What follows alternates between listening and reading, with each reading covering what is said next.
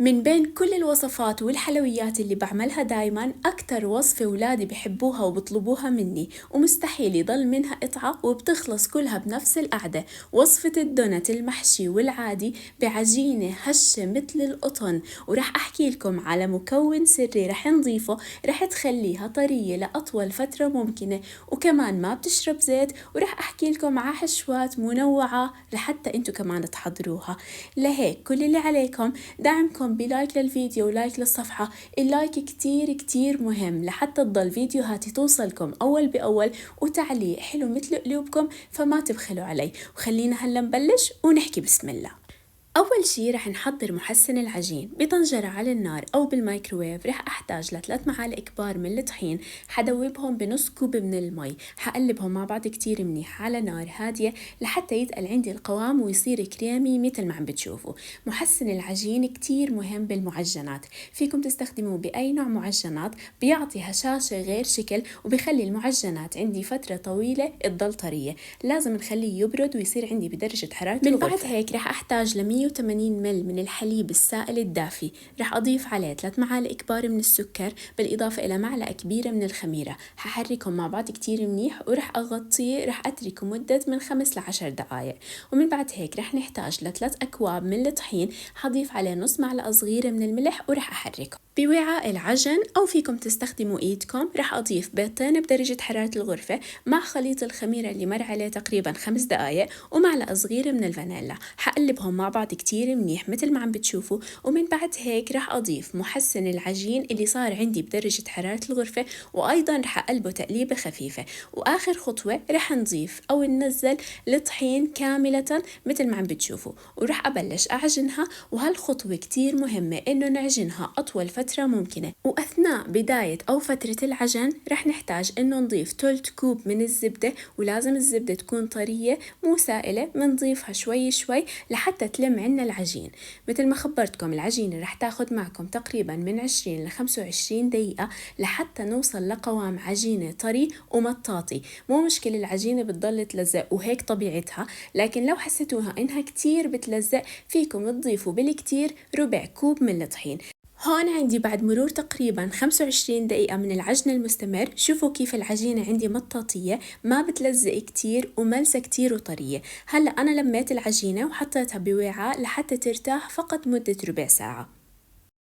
ما بدنا العجينة تدخل بمرحلة التخمير إلا لما نقطعها. لهيك على سطح دهنته بكمية خفيفة من الزيت النباتي، ورح أنزل العجينة. رح أقسمها لنصين مثل ما عم بتشوفوا. رح أغطي أول نص ورح أشتغل بالنص اللي ضل. رح أقطعه لأحجام تكون عنا متساوية. أنا كل قطعة بيكون عملت حجمها تقريبا من 40 ل 45 جرام، طبعا الحجم حسب كيف ما بتحبوا، فيكم تعملوها 50 وتطلع عندكم القطعة شوي كبيرة. هلأ كل قطعة رح نكورها بالطريقة الموضحة بالفيديو، وكتير مهم إنه نلفها بالطريقة الموضحة لحتى نفرغ منها الهواء بالكامل، ومنسكر أطرافها كتير منيح. منحطها بصينية محطوط عليها رشة منيحة من الطحين، كمان أنا حطيتهم على ورقة من الزبدة. ومن بعد هيك تركتها ترتاح مدة 10 دقايق، ومن بعدها رجعت أشتغل فيها لحتى أشكلها بطريقة الدونات اللي انتو بدكم إياها. هالطريقة كتير سهلة، بدل ما نفرد العجينة كلها ونبلش نقطع فيها ويصير عنا زوائد من العجين ونرجع نريحه لحتى نرجع نفرد الباقي. لا، من البداية منقطعهم وآخر شي منخليهم يتخمروا أو يرتاحوا. طبعا هالطريقة إلها قطعات خاصة بتكون خشبية بتنضغط فيها العجينة لحتى تعطيني شكل الدونت اللي بيكون كتير مرتب ومتناسق. فيكم تستخدموا أي شيء أو إصبعكم لحتى تعملوا فتحة من النص. ومن بعد ما خلصت كامل الكمية رح أخليها ترتاح وتختمر تقريبا مدة ساعة. ومن بعد هيك ببلش أشتغل بأول صينية أنا حضرتها. هيك بيكون شغلنا، أول صينية منريحها هي اللي بنشتغل فيها. أثناء العجينة ما بترتاح منحضر الكاسترد. رح نحضر الكاسترد اللي بيكون جاهز. لهيك رح أحتاج ل3 أكواب من الحليب، حضيف عليهم معلقة صغيرة من الفانيلا بالإضافة إلى 3 معالق كبار من السكر و6 معالق كبار من الكاسترد. هون عندي الكاسترد بدنا نخلي قوامه تقيل، لهيك منقلبه على النار لحتى نوصل لقوام تقيل وجامد مثل ما عم بتشوفوا.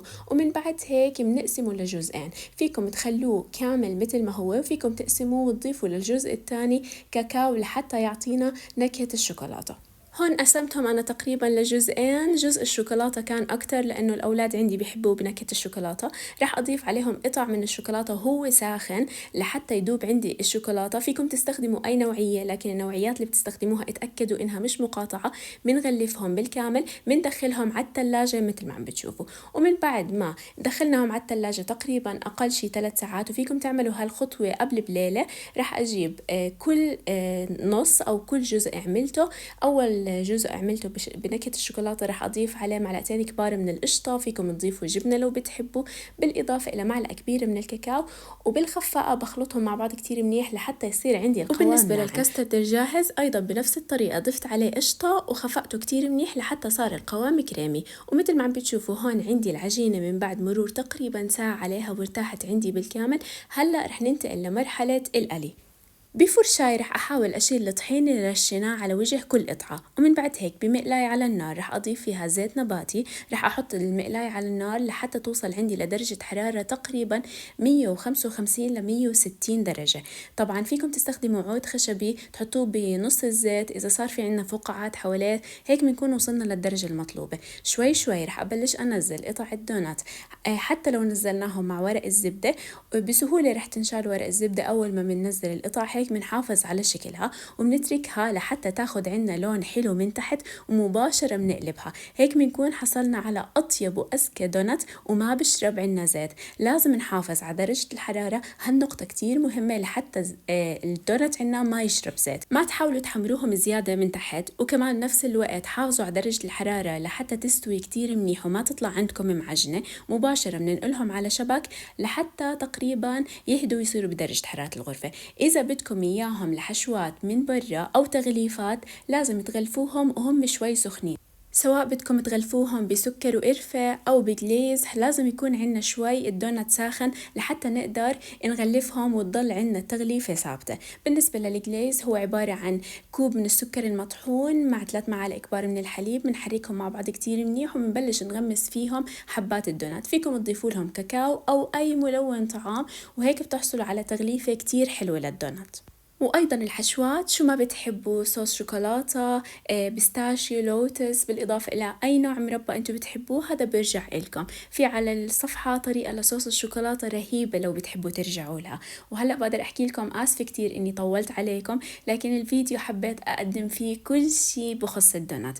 ما تنسوني من دعمكم، وهلأ بقدر أحكي لكم صحتين وألف عافية عقلوبكم.